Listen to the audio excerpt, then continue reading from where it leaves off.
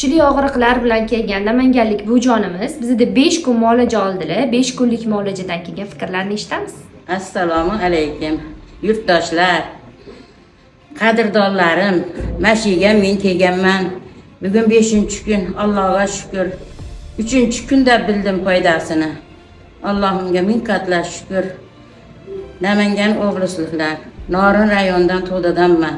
Allohim pensioner sheriklarim, nima deyman, sinfdoshlarim, mahalladoshlarim, men og'ir kelganman. Kelganimda umuman yurishga holim yo'q edi. Allohga ming qatla shukr. 5-kun, 3-kunda foydasini bildim. Sizlardan ham iltimos qilaman, kelishlaringni. Parvardigor egam, shaydan shifo topib ketinglar. Engib yurmanglar.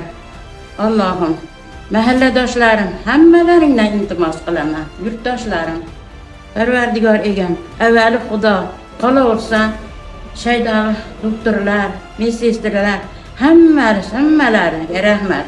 Dilkash ekan, Parvardigor egam. O'ris buvamiz ham eson bo'lsin.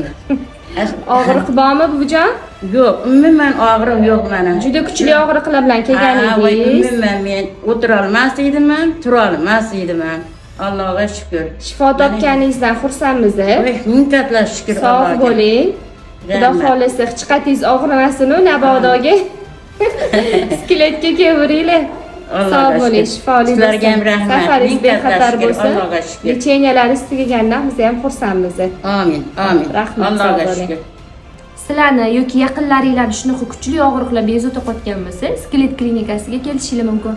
Pastdagi raqamlarga qo'ng'iroq qilasizlar, kommentariyaga plus belgisini qoldirasizlar, like bilan podpiskani unutmaymiz.